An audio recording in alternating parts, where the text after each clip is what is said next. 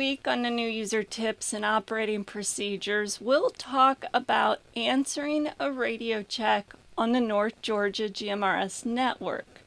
Many times throughout the day, users will call out for a radio check. If you hear such a call, how do you respond? What are the things you're supposed to say? When setting up a radio for the North Georgia GMRS network, 3 important things have to be done. The radio has to be programmed for the correct receive frequency. The radio has to have the correct offset. And the radio has to have the correct CT, CSS, or DCS tones programmed. Once programmed, a radio check can answer the question, did I do it right? But how do we answer? A good request for a radio check will identify the type of radio, the mode of operation, and the general location. Something like, can I get a radio check on this handheld from my backyard in Jasper?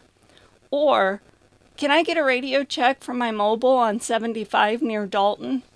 This tells us a lot about the source of the signal and why it may sound like it does. And it gives us the opportunity to qualify an answer. Something like, it sounds real good for an HT, but there's some washing in and out as you move around.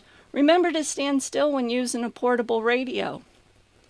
If the caller does not identify a general location or an operating mode, be sure to ask. Let me break. A lot of useful information can be gleaned from a radio check, even if you're just monitoring. For instance, knowing a mobile works well or poorly in and around Dalton can help you choose how to operate whenever you're in the area. And knowing which repeater the radio check came from can also help us all map out expected coverage. Remember, plain language and accurate descriptions are the best way to answer a radio check. And consider your own environment. If everyone sounds noisy to you, it could be your station that has trouble making the repeater.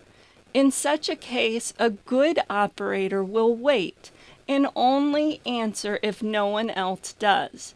And if that is your situation, be sure and let folks know.